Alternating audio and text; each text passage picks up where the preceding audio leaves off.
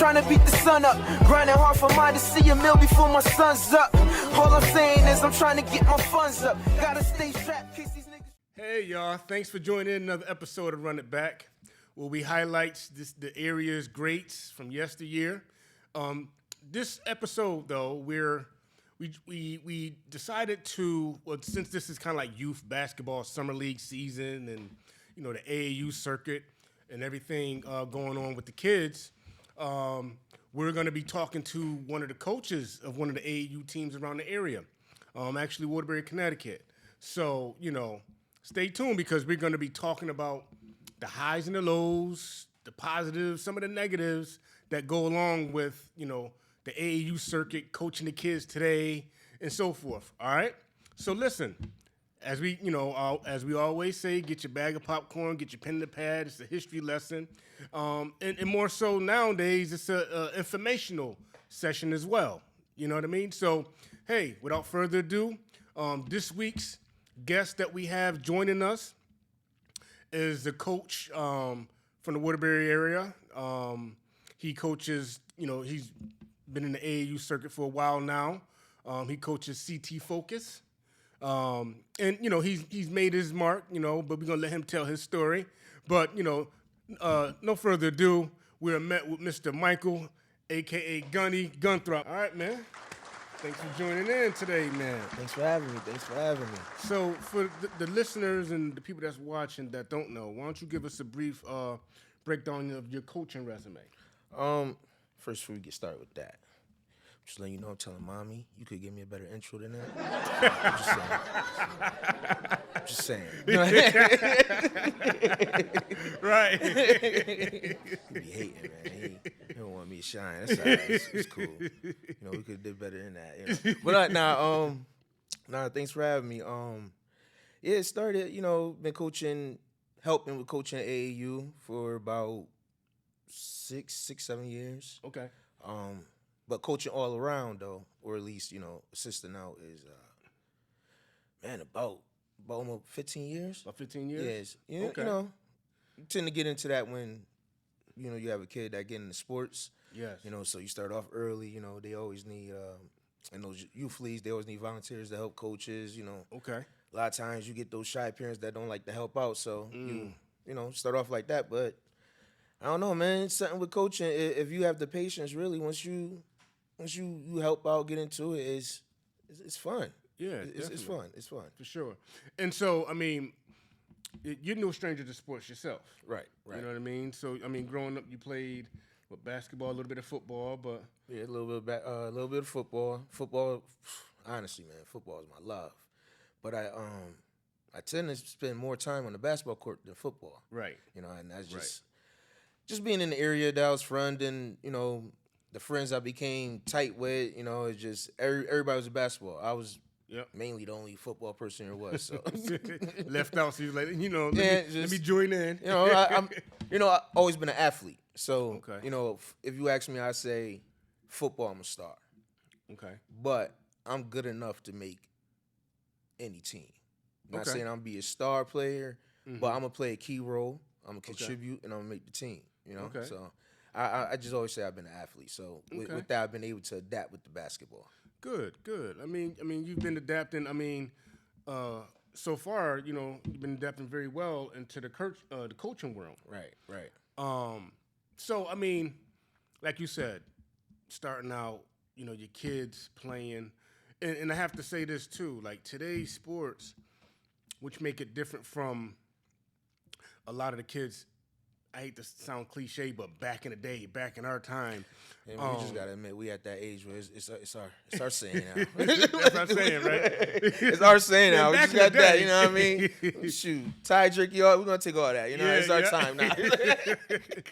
But you know, I say because a lot of the parents weren't involved as much then as now, and what I mean by that is you might get some parents that go to the game, but you only had a handful of parents that was actually coaching the kids, you know, coaching their kid, being part of coaching staff, training them. You didn't have too much of that. Like I said, you had some, but it wasn't like it is today. Right. Today, there's a lot of coaches that's coaching on the strength of their kids. You got a lot of trainers that's training on the strength of their kids.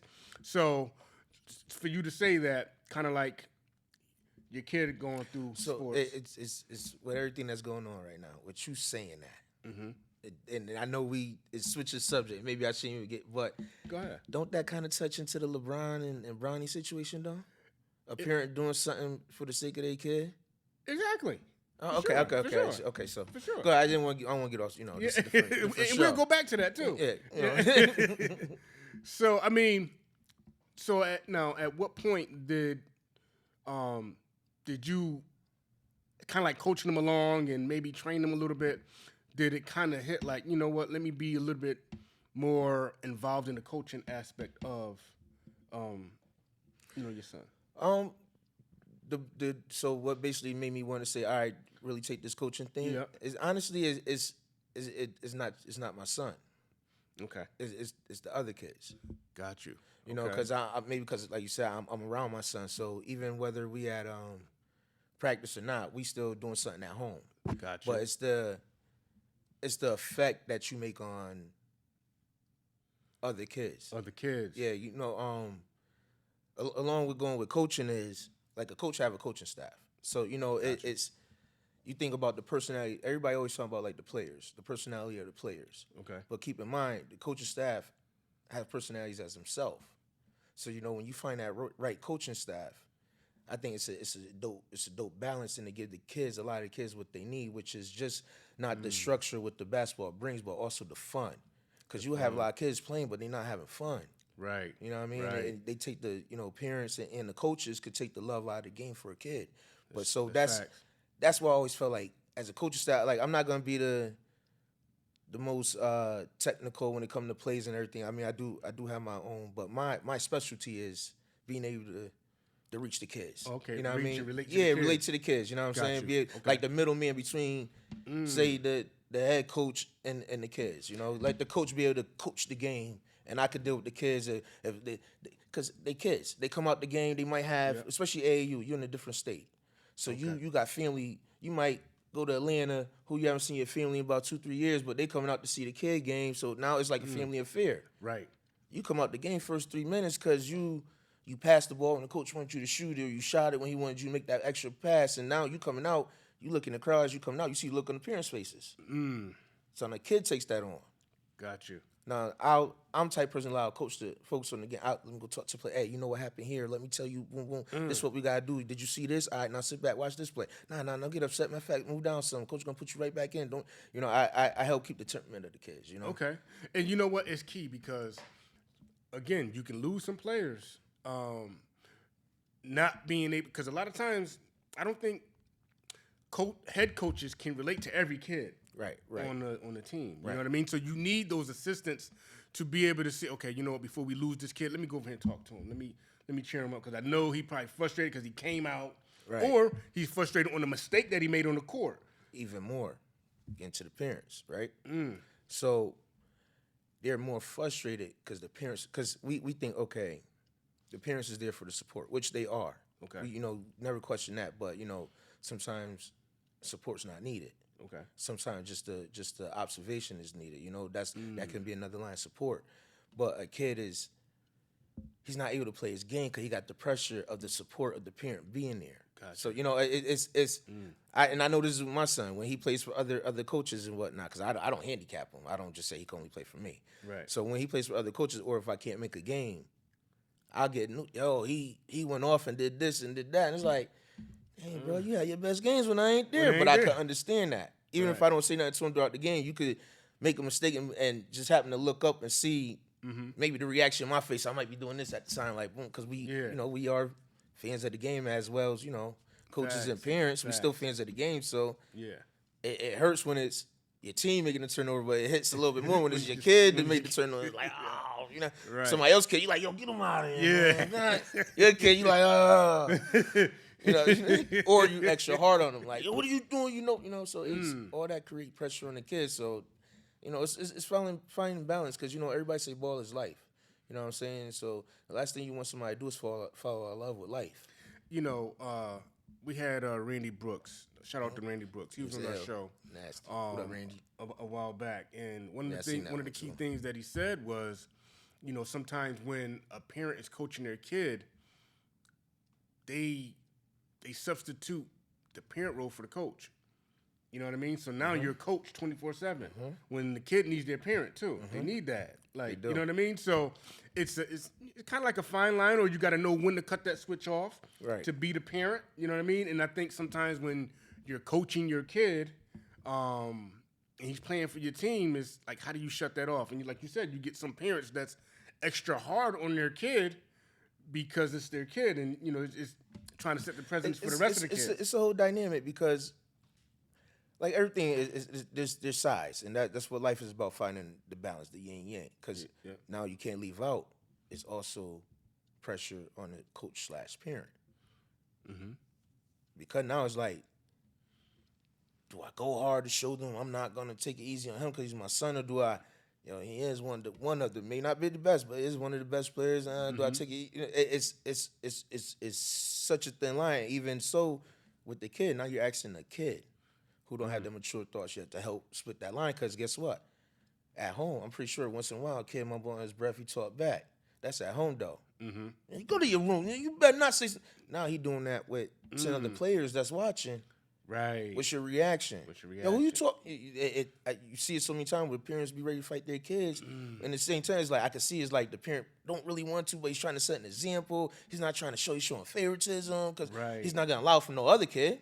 Right. Or if Rip, you ain't gonna allow from no other kid. Right. You know what I'm saying? So it's really, and I think that's what sports need. Everybody gotta have an understanding for everybody, even with the understanding for refs. Okay. Refs, fans of the game. A lot of times They you're gonna get caught up. They get caught watching. You know how times I'm supposed to be videotaping the game? I'm like this, the court. I'm like this. The eyes went. The camera's still here. I'm like, oh shoot. It's just so much put on these kids in the AAU. Like, and with so much, it's almost like, I have 4 kids. So each birth, a doctor tell you like, because there's be so many births going on in the world, people think it's common to have a healthy birth. It's really not that common because so much complications could go wrong. Gotcha. That's basically like it's with every position, a complication could go wrong. Got you. Because 9 out of 10, you're gonna get, not 9 times, I'm gonna say 7 times out of 10, the people coaching is a kid on the team. Okay. Because it's not a paying job.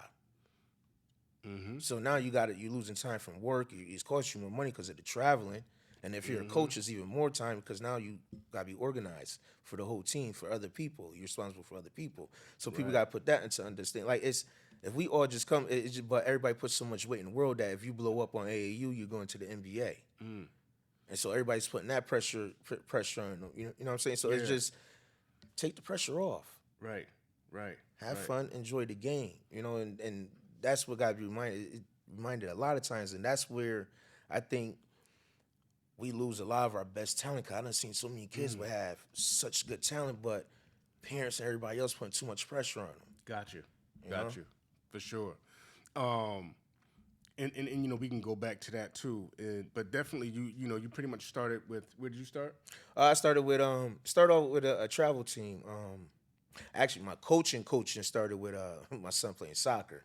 Okay. So I started with assisting with the soccer, which led into the baseball, and that's when we did the baseball. He did baseball for about 3 years.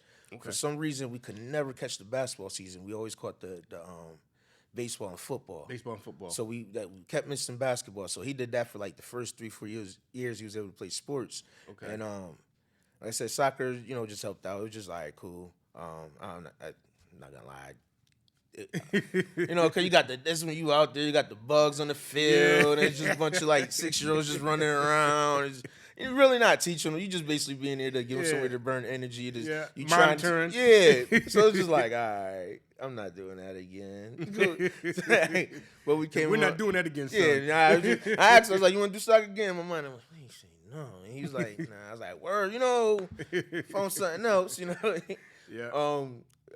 In baseball, but once again, it's I started off needing parents to get involved, so that's how I started off. But I joined the baseball, and it was a Coach Kevin, and I don't know, they showed me the fun side of of a sport. Okay. You know, they was more, baseball was their sport, so we just was coming along, found the league, I'm helping along, he's teaching me, but everything was fun. I seen how he They kept it handled fun. Yeah, and the kids were still young at that age where it's easy to Gotcha. lose them. They in the outfield. Yeah. You know, and you seen how it's like, all right, that's like a teacher with patience, a coach with patience. He kept it fun. And then it was like at the end, like the kids had fun throughout the whole year, whether we won or lost.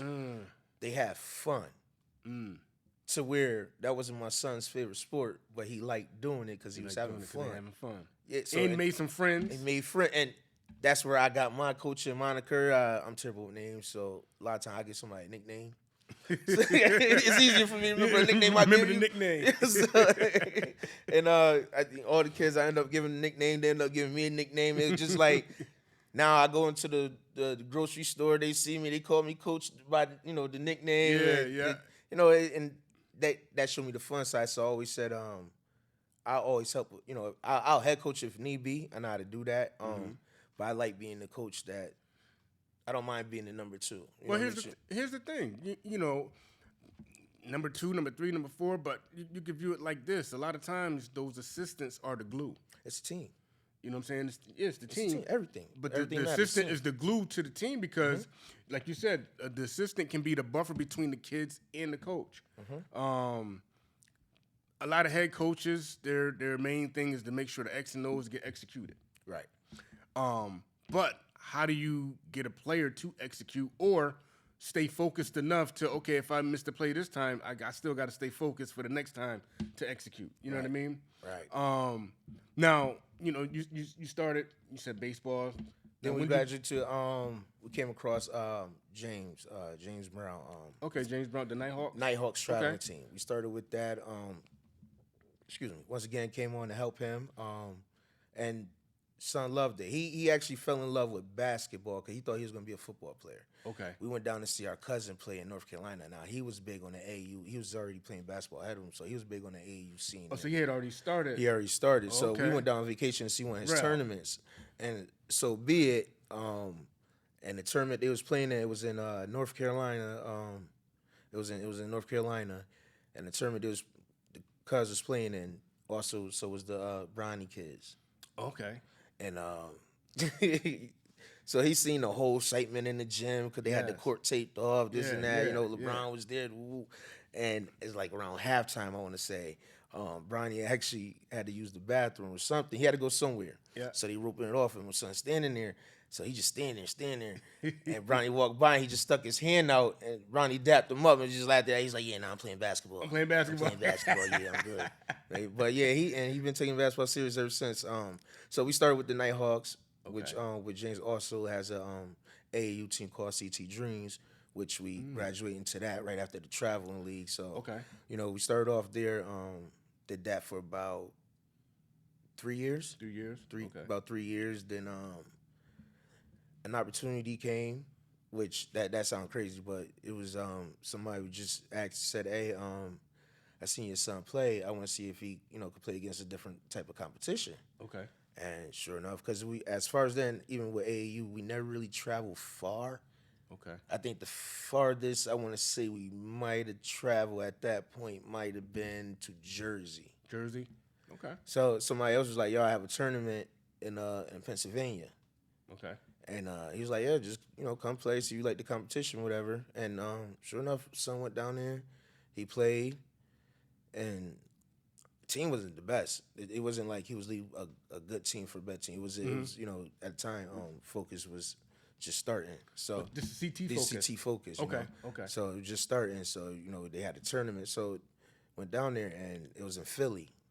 And when I say this was like this tournament, I ain't gonna lie, man. It was like being like old times, man. It's like, I'm not lying, man. Like going to Montauk Park, where they got both courts games going. I mean, obviously it was way more gyms. You know what I mean? But the type of energy that's in and the atmosphere the too. Atmosphere, and he went down there and he got his butt beat.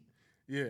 He got blasted. But after every game, a ref came up to him and was like, "Yo, if you had about 2-3 more players like you'd be all right. Y'all keep doing what you're doing." But the fat people came to him after that made him say, I could do this. And so that's when it was like, all right, if that's what you want to do, then okay.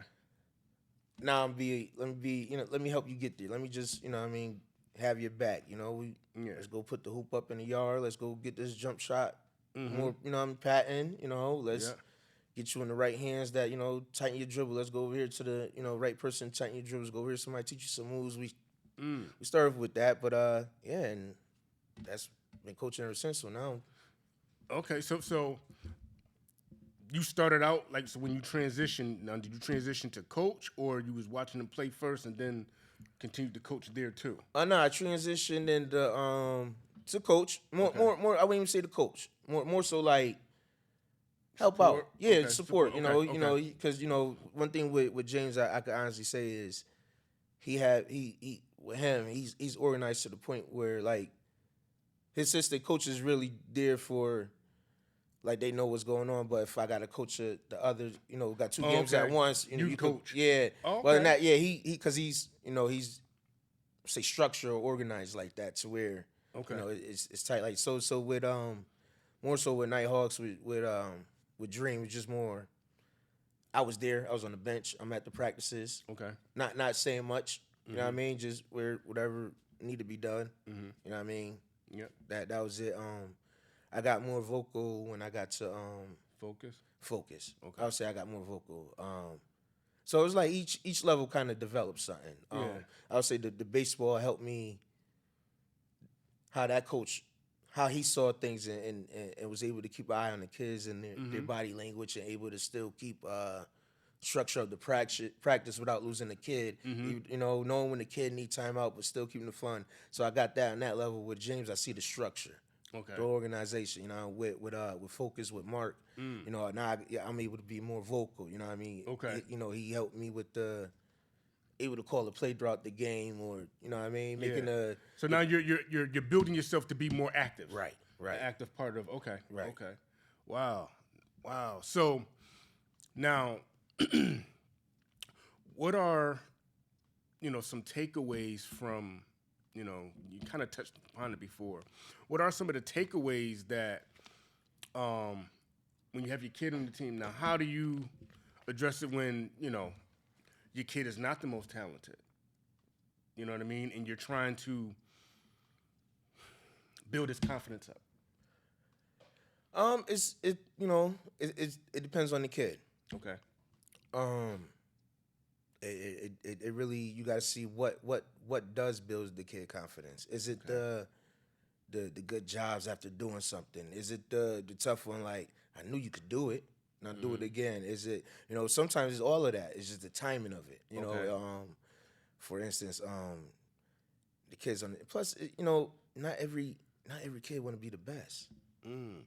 That's one thing and those usually the best teams. And that's why maybe the super teams are hard to work, because everybody want to be the best. So you gotta, I don't say make room for the ego, because they may not, there may be nothing with them. But like I said, once again, you still got the parents, because everybody don't put so much money in training. So, but a lot of teams, there's players that don't mind playing their role. I'm the defender. I'm the rebound. I'm the hustler. I'm the energizer. I'm the shooter. You the dribbler. You when I set the play. A lot of kids don't mind playing that role. So that it kind of leads into my next question, because when I think of AAU, and some parents out there too that's not involved, might think AAU is all these kids all these great kids out of this pile is put on this team. Now, excuse me, I know just playing basketball and sports, you have your overachievers, you have your good players, your excellent players, and you got a bunch of average, and then you might have some that's just on the team. Now, how do you motivate them? Obviously, some of the players, I just want to be here, or look, my boys up here. I'm just playing with I'm included with my friends. But how do you kind of like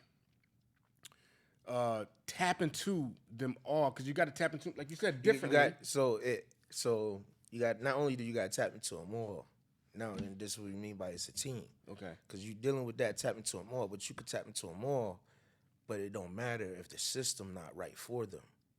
So that's where you got actually, and this is what I like, you got to coach. Okay. All right. You can't say I got this system. We're gonna do this, and you can't take the triangle everywhere. And no, you got to coach. Now you got to coach. So that's so when what you have. So okay, you like, all right. So one thing we all have in common: funny. Winning is fun. Okay. So that's one thing we all have in common. We're gonna have a ball if we win. I mean, if we laughing around, not saying it's not serious when you lose, because obviously you take the loss hard, then you got to move on. You know what I'm saying? So if we ha when we lose, imagine how much fun we're gonna have when we win. When you win. So now, what's gonna take the win? Okay, so that's your boy. What's your boy? He's the scorer. Oh, so you gonna be the Dennis Rodman getting the rebound, make sure the ball go to his hands. Then Okay. you gonna make sure that he gets the ball first. Oh, you like to be a floor general? Okay, on defense, you're going to be one directing, screen pick, since you like to do all this talking. Oh, you the trash talker? Okay, guess what? You the bully for the team. You the bully, and ain't nobody going to push us around. You the bully on the team. And then now that's when the coach go, okay, so we agree, okay, you the three-point shooter, he going to be the one with the ball, and he going to make the decision to pass or to attack the whole. Okay, so, boom, you going to set the pick for him. You going to run off the screen because you're going to get you open for the three in case they clog the middle for him. Now your system works. Right. But the problem is you get everybody trying to build a super team, and the super team that you building, they all got paid training. Gotcha. Guess what? And most time the parents is paying for that training. So you want to know what the parents gonna say? I ain't paying training for to see nothing. And that's going into because here's the thing too. AAU today in today's times now, it's like an influx of teams. So now you're getting players that can jump from team to team mid-season or whatever. Man, how is that impacting the overall integrity of AAU? I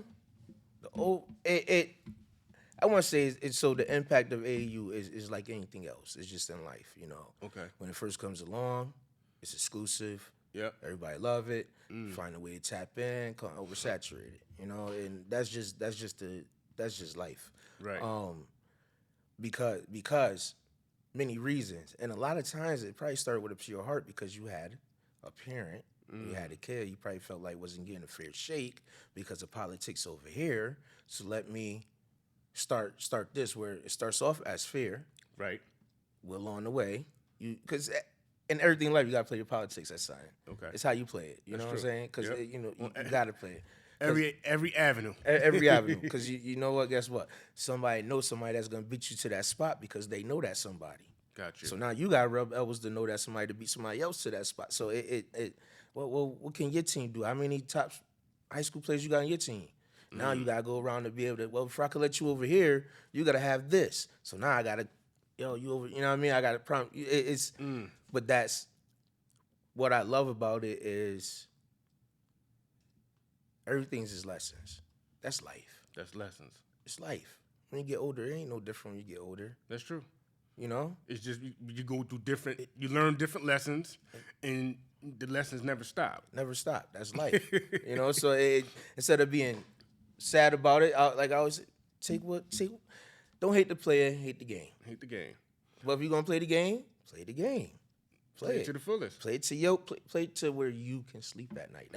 I think that's where that saying came from. If you ain't ready to go to that level, hey, he is. You ain't. Then stay where you at. Whatever helps you sleep. But whatever helps you sleep. Whatever you know what I mean. So that's life. If you had to, it's kind of like a two-part. If there's one piece of information you had to give kids to exceed or to achieve success on the AAU level, what would you tell them? To receive it on an AAU level, that's hard because what is success on the AAU level? It's so many tournaments. So, is it winning every tournament y'all play in?